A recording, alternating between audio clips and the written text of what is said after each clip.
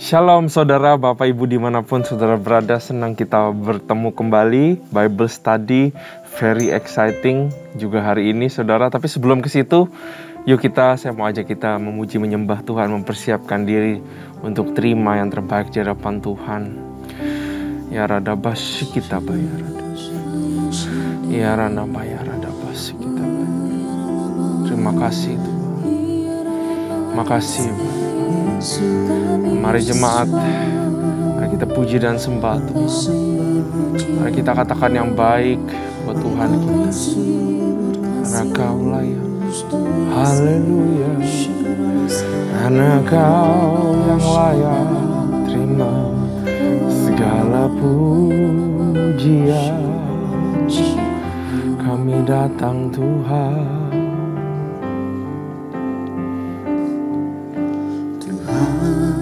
Kasih-Mu Amin. Sungguhlah mempesona diriku. Yes.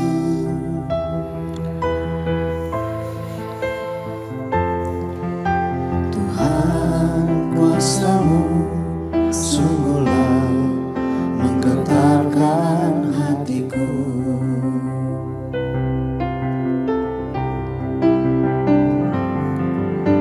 Tuhan, kasih-Mu sungguhlah mempesona diriku.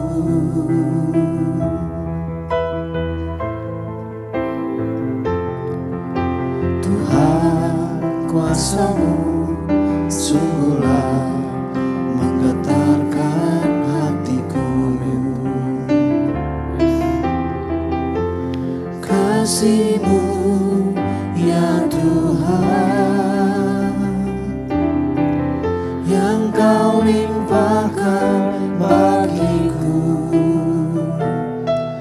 lebih dari yang ku perlu.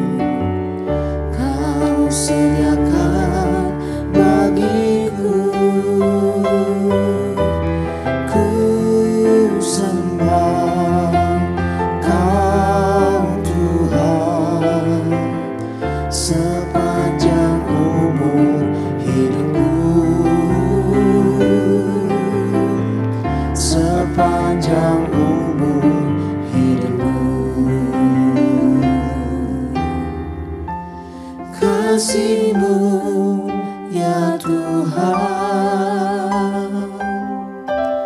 yang Kau limpahkan bagiku,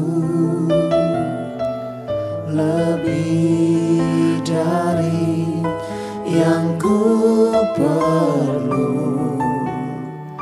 Kau sediakan bagiku. Ku sembah Kau Tuhan sepanjang umur hidupku, sepanjang umur hidupku, sepanjang umur hidupku, sepanjang umur hidupku.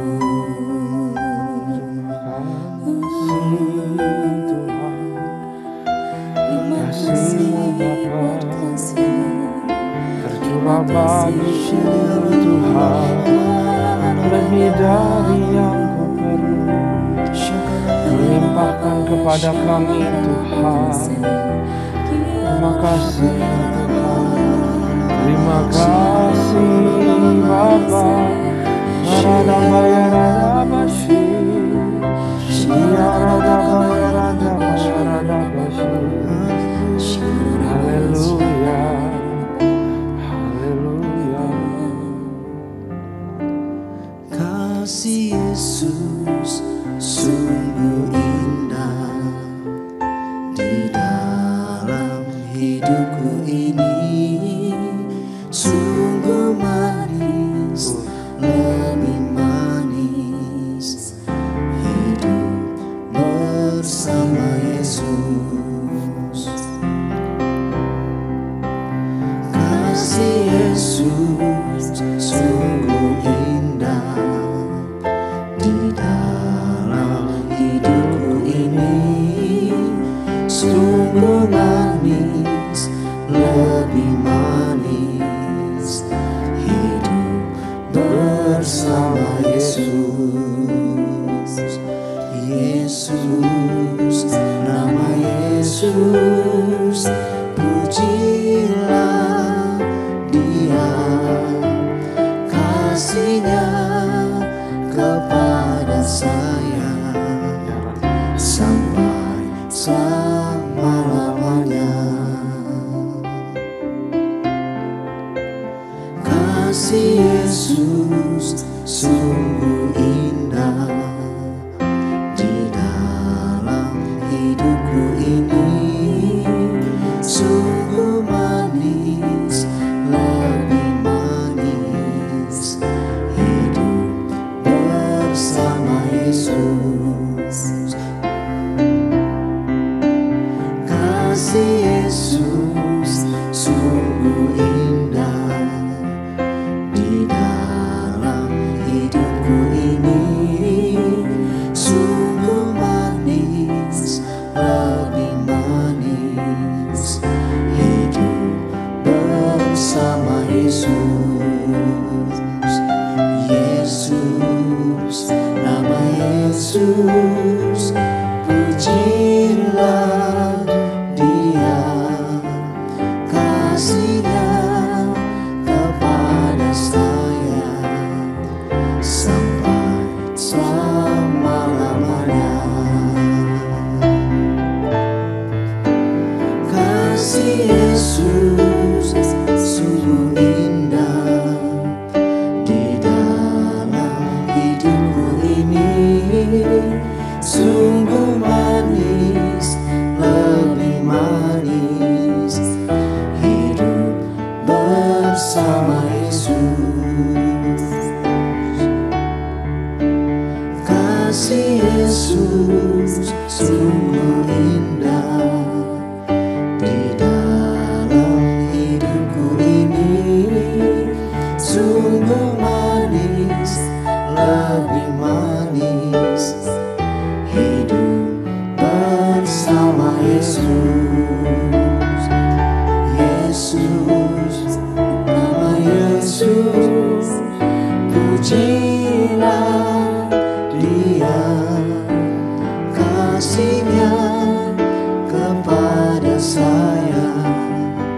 sampai selama-lamanya.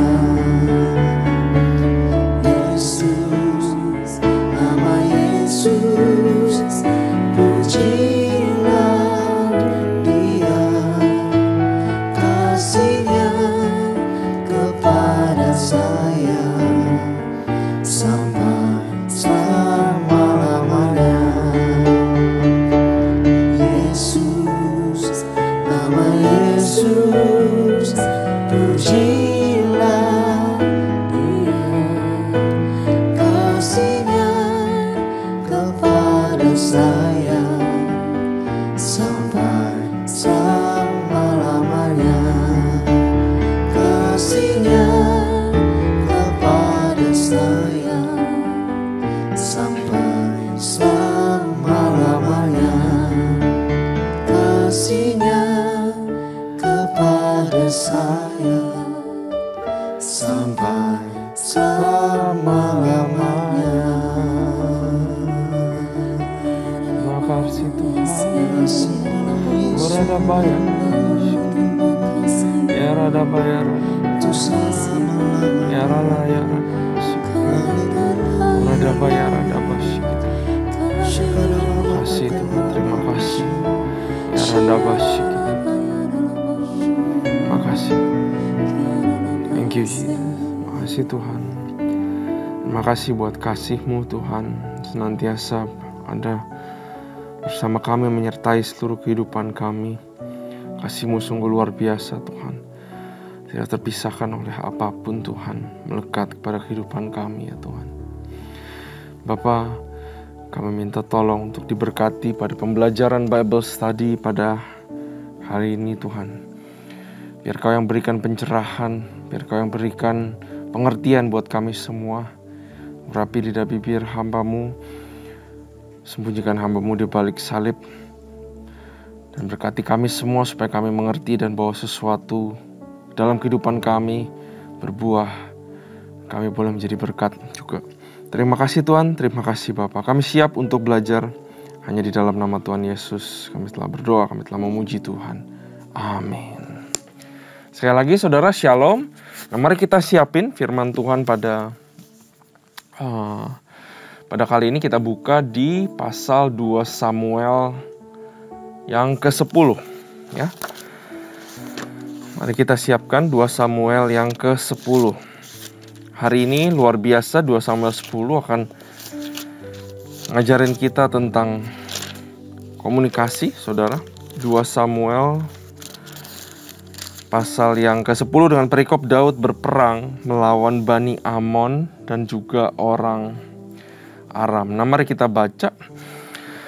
Sesudah itu matilah Raja Bani Amon, dan Hanun anaknya menjadi raja menggantikan dia. Lalu berkatalah Daud, aku akan menunjukkan persahabatan kepada Hanun bin Nahas. Jadi ada motivasi daripada Daud adalah sebenarnya cuma pengen bersahabat. Ya, sama seperti ayahnya telah menunjukkan persahabatannya kepadaku. Sebab itu Daud menyuruh menyampaikan pesan turut berduka cita kepadanya dengan perantaraan pegawai-pegawainya karena kematian ayahnya. Tetapi ketika pegawai-pegawai Daud sampai ke negeri Bani Amon itu, berkatalah pemuka-pemuka Bani Amon itu kepada Hanun tuan mereka, apakah menurut anggapanmu Daud hendak menghormati ayahmu? Malah terjadi bahwa motivasi Daud diputarbalikkan. Karena ia telah mengutus kepadamu orang-orang yang menyampaikan pesan turut berduka cita.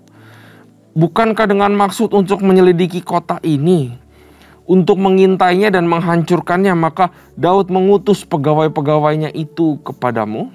Ya. Jadi menarik sekali saudara, dua ayat yang punya maksud atau motivasi yang total berbeda. Yang satu, Daud cuma mau menunjukkan persahabatannya, bela sungkawa aja. Tapi dianggap justru mau mengintai dan mau menghancurkan mereka, saudara. Ya, terjadi yang namanya miskomunikasi. Ya, kita bisa lihat bahwa walaupun motivasinya tiba-tiba dipelintir begitu, saudara. Kenapa bisa orang Amon ini Bani Amon ini punya begitu prasangka yang buruk karena tidak ada yang namanya trust di antara mereka.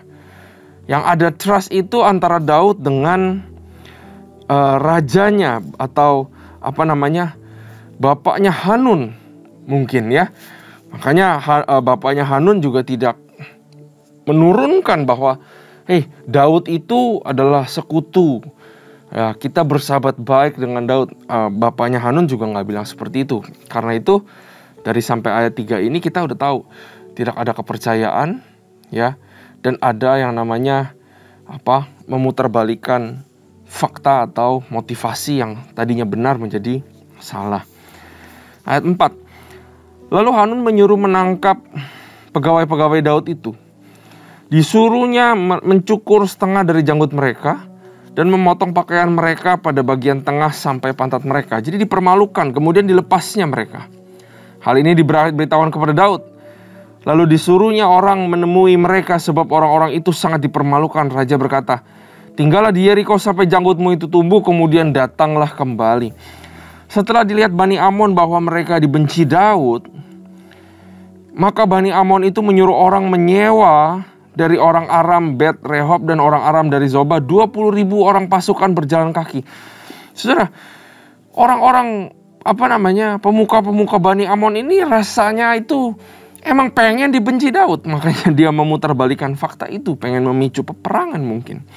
Bukannya dibenci Daud, tapi mereka lah yang bikin diri mereka dibenci sendiri sebenarnya. Dari raja negeri maka 1.000 orang dan dari orang-orang top 12.000 orang. Nah saudara, dari sini kita belajar sesuatu. Kata-kata yang kita pelontarkan itu bisa jadi menjadi senjata makan tuan buat diri kita sendiri, betul? Makanya kita harus berhati-hati dalam kita berkata-kata. Jangan-jangan kata-kata kita itu bisa merugikan diri kita sendiri. Sama seperti orang Amon ini. Kata-kata mereka lah yang menjadi jerat bagi mereka sendiri. Ayat 7. Ketika Daud mendengar hal itu, disuruhnyalah Yoab maju dengan segenap pasukan pahlawan. Lalu Bani Amon maju, diatur barisan perangnya di depan pintu gerbang, sedang orang Aram dari Zoba dan dari Rehob dan orang-orang top dan maka ada tersendiri di padang. Ketika Yoab melihat bahwa serangan itu mengancam dia dari depan dan dari belakang, maka dipilihnyalah sebagian dari orang pilihan Israel, lalu ia mengatur barisan mereka berhadapan dengan orang Aram itu. Selebihnya dari rakyat itu ditempatkannya di bawah pimpinan Abisai adiknya yang mengatur barisan mereka berhadapan dengan Bani Amon itu.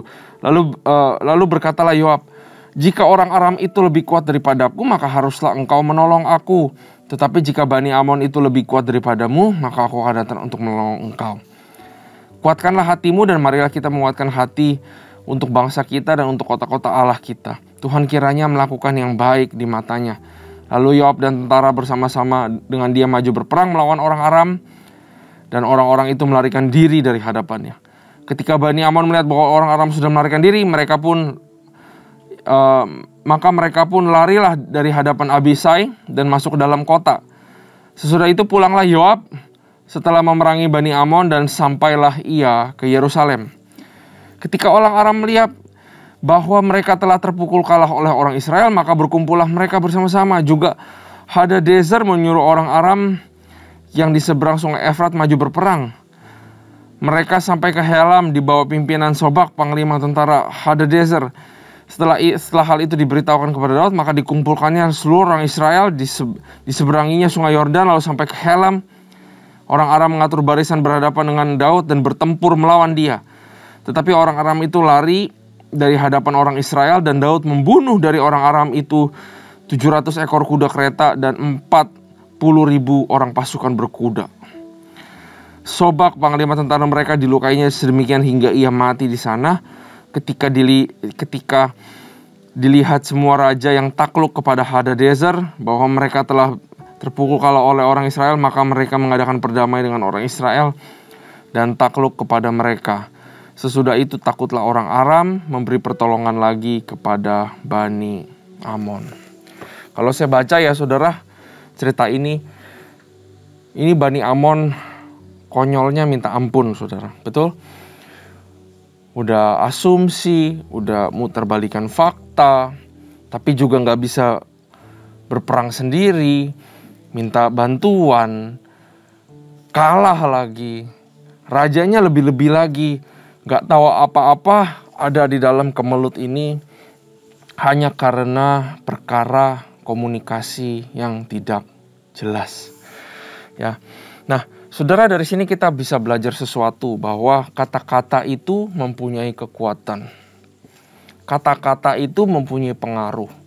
Kata-kata itu mempunyai impact, saudara. Banyak dari kita yang nggak tahu kuasa daripada perkataan kita. Saya nggak ngomong perkataan yang, sembuh, taunya sembuh gitu. No. Tapi perkataan yang biasa-biasa aja yang sehari-hari kita pakai di kantor, di rumah tangga, dimanapun kata-kata yang kita pakai itu bisa bisa mempunyai impact. Ya, saudara nggak tahu betapa berkuasanya kata-kata kita. Firman Tuhan bilang roh Allah itu roh yang mengurapi atau menyertai lidah bibir kita. Dan firmannya di Amsal 2:18 ayat 21 juga bilang begini, hidup dan mati dikuasai lidah. Siapa suka menggemakannya akan memakan buahnya. Ya. Dengan kata-kata kita bilang kepada Yesus bahwa Yesus adalah juru selamat dan kita percaya dan langsung kita menjadi selamat. Begitu kuatnya kuasa perkataan daripada kita. Yesus atau Tuhan menciptakan langit dan bumi, menciptakan dunia pakai apa? Pakai firman, pakai kata-kata. Nah, kenapa dari kita masih ada yang kata-katanya mungkin tidak diberkati Tuhan? Kita berdoa tidak dikabulkan, kita berkata sembuh tidak terjadi apa-apa. Nah, mungkin karena kata-kata kita masih kadang-kadang mengatakan yang dingin, masih kadang-kadang mengatakan yang panas. Firman Tuhan juga bilang bahwa kamu nggak boleh menggunakan kutuk melalui lidah bibirmu, dan di sampingnya juga kamu memuji Tuhan. Karena kita tidak menjaga kata-kata, kita tidak memperhatikan lidah bibir kita, makanya saya percaya kemungkinan besar Tuhan juga belum percayakan kuasa yang begitu dahsyat di dalam lidah bibir kita. Kalau kita aja bisa integritas, kita bisa jaga kata-kata. Daud pernah bilang di Mazmurnya, Tuhan, dari segala hal pasanglah pagar di pintu lidah bibirku supaya aku tidak mengatakan sesuatu yang salah. Seandainya kita bisa menjaga perkataan kita, waktu Tuhan mempercayai lidah bibir kita, maka urapan itu akan menyertai lidah bibir kita. Saat kita berdoa, sesuatu bisa terjadi. Saat kita bilang sembuh, itu bisa sembuh. Saat kita bilang menang, maka kuasa itu terjadi. That's the power of words. Kata-kata kita lah yang akan menentukan masa depan kita. Kita lihat di sini, karena kata-kata yang salah, maka menentukan masa depan sebuah bangsa. 40.000 orang harus mati karena satu kalimat yang sembarangan. Makanya saudara, kita harus hati-hati. Terutama terhadap pasangan kita, terhadap istri kita, terhadap anak kita. Kok kamu gak kayak anak lain sih? Lihat tuh si itu udah begitu. Kamu belum bisa apa-apa. Kata-kata itu bisa determine his future. Bagaimana karakternya, bagaimana mental health-nya. Marilah kita berhati-hati untuk berkata-kata. Ya, juga nasihat untuk para perempuan yang notabene-nya harus mengeluarkan kata-kata lebih banyak, kata research, daripada laki-laki. Tapi zaman sekarang saya juga lihat banyak laki-laki yang cerewet, saudara. Ya, nggak cuma perempuan doang. Mari kita perhatikan, kita cerewetin apa. Adakah keluar kata-kata yang gak berkenan di hadapan Tuhan? Lebih baik diam daripada kita ngoceh dan berkata-kata terus-terusan, saudara. Betul? Nah, hal yang kedua kita bisa pelajari di sini adalah, mari kita mempunyai gerakan bersama untuk stop asumsi, tapi mulailah berkomunikasi. Contohnya apabila seorang suami istri, saudara. Yang laki-laki selalu kebingungan kalau tiba-tiba istrinya cemberut atau tiba-tiba dia kayaknya hari ini gak happy. Kalau ditanya kenapa, istrinya diam aja. Laki-laki mah gak ngerti ya, benar seperti itu. Jadinya asumsi. Oh, jangan-jangan begini, jangan-jangan begitu, jangan-jangan begini, jangan-jangan begitu. Ya. Nah, tapi daripada kita asumsi terus, mari kita praktekkan untuk berkomunikasi dengan benar. Yang istri juga jangan diam-diam. Kalau memang ada perasaan yang terpendam, harus belajar untuk dikomunikasikan dengan pasangan. Atasan harus bisa mengkomunikasikan visinya. Harus bisa mengkomunikasikan ekspektasinya terhadap bawahannya. Yang bawahan juga begitu ke atasan. Karena itu saya selalu pegang, saudara, belajar dari cerita ini bahwa dalam sebuah komunikasi pasti ada motivasi, betul? Karena motivasinya Daud mau bela sungkawa, makanya dia mau mengkomunikasikan ini kepada orang Amon. Ya. Tapi di dalam komunikasi juga harus ada yang namanya kepercayaan. Jadi ada kepercayaan, ada motivasi, dan yang terakhir ada yang namanya ekspektasi. Komunikasi juga harus mempunyai ekspektasi. Seorang atasan mengkomunikasikan visinya harus memberikan ekspektasi. Karena kalau nggak jelas, nggak ada ekspektasi, nanti anak buahnya akan bingung. Hasilnya maunya seperti apa? Saya tahu saya harus ke tempat itu, tapi di tempat itu harus ngapain? Harus melakukan apa? Apa yang harus dilaporkan kembali? Itu yang harus ada. Harus ada kepercayaan. Makanya sang bawahan juga harus, oh iya saya percaya pasti kalau saya disuruh ke sana itu sesuatu yang penting. Harus ada kepercayaan. Dan juga harus ada motivasi yang benar. Itu yang namanya komunikasi. Harus ada motivasi yang benar. Harus ada ekspektasi yang jelas. Dan harus ada yang namanya kepercayaan. Kalau tiga ini ada, saudara, maka asumsi pun tidak punya tempat. Ya. Kita tidak akan menerka-nerka karena komunikasinya menjadi sangat jelas. Ya. Ini sangat luar biasa sekali bahwa mungkin Bani Amon ini, pemuka-pemuka ini curiga. Kenapa bertahun-tahun tiba-tiba pas rajanya meninggal, Daud muncul? Apa jangan-jangan emang benar mau menghancurkan kita ya, kata orang Amon. Nah, kalau kita ada asumsi, saudara, ya, tadi saya bilang bahwa baiklah kita berkomunikasi dan mengklarify dengan jelas. Tapi kalau belum ada kesempatan untuk mengklarifikasi, diem aja, betul? Nggak semua hal harus dikeluarin. Nggak semua hal harus dikomentarin, betul? Kita hidup di dalam dunia ini, saudara. Semua juga kita komentarin. Kamu pakai baju apa? Kamu kayak bagaimana? Itu kita komentarin semua. Relationship seperti apa kita komentarin. Makan apa, kelakuan seperti apa, bercandanya seperti apa. Segala sesuatu kita komentarin. Nah, kita kadang-kadang gak tahu apa yang kita komentarin itu bisa melukai hati orang atau tidak. Ya. Nah, karena itu saya tutup dengan ini, saudara. Ada 6 hal yang saya mau bagikan kepada kita semua. Perihal komunikasi, perihal asumsi. Ada 6 hal yang harus kita katakan. Ya, saudara pasti udah tahu dari pembacaan belajar ini apa-apa aja yang harusnya kita tidak katakan. Apa aja yang harus kita berhenti, yaitu asumsi. Tapi ada 6 hal yang kita harus belajar untuk katakan. Yang pertama, belajarlah untuk mengeluarkan kata-kata berkat. Belajarlah untuk memberkati sesuatu. Belajarlah untuk memberkati orang, ya. Karena kata-kata kita mempunyai power to bless. Dan di koin yang baliknya, our words bisa juga mengatakan kuasa kutuk, saudara. Ya. Yang pertama, bless everything that you can possibly bless, terutama keluargamu, anak-anakmu, pekerjaanmu. Yang kedua, belajarlah untuk mengucapkan kata-kata syukur. Amin. Ya.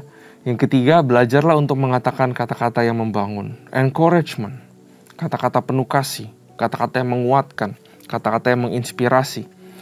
Yang keempat, belajarlah untuk hanya mengatakan yang kebenaran. Kalau itu bukan kebenaran, gak usah ngomongin, gak usah komentar, gak usah bikin topik. Kayaknya si ini begini nih, kayaknya ini begini, lu lihat deh. Wah, keadaan sekarang kayak begini. Gua rasa nih pemerintah begini-begini. Buat apa kita ngomong sesuatu yang tidak ada kebenarannya? Ya. Yang kelima, belajarlah untuk memperkatakan firman Tuhan. Terutama memperkatakan janji Tuhan di dalam kehidupan kita. Memperkatakan sesuatu yang mulia, yang excellent, yang benar, yang membangun, yang true kepada kehidupan kita. Dan yang keenam, saudara, berkata-katalah, tidak usah terlalu banyak. Ya, kadang-kadang kita ngomongnya terlalu banyak, terlalu cerewet, ya. Tapi kalau terlalu diam juga nggak baik, ya. So don't talk too much, talk little, tapi keluarkanlah kata-kata yang berbobot, yang benar dan baik kepada semua orang dan juga di hadapan Tuhan. Mari kita tutup di dalam doa. Tuhan, kami belajar luar biasa tentang komunikasi. Ajari kami untuk tidak berasumsi.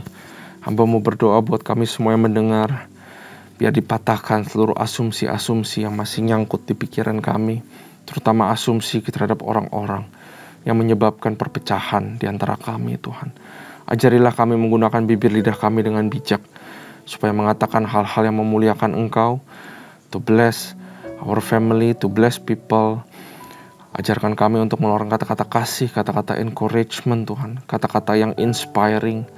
Ajar kami untuk terus mengatakan firman-Mu, Tuhan. Dan ajari kami, pasanglah pagar terhadap lidah bibir kami, supaya kami tidak perlu mengatakan hal-hal yang tidak perlu. Biar semua perkataan yang keluar dari mulut kami adalah berbobot dan berkenan di hadapan-Mu. Terima kasih, Tuhan. Hanya di dalam nama Tuhan Yesus kami sudah belajar. Haleluya. Amin. Tuhan Yesus memberkati.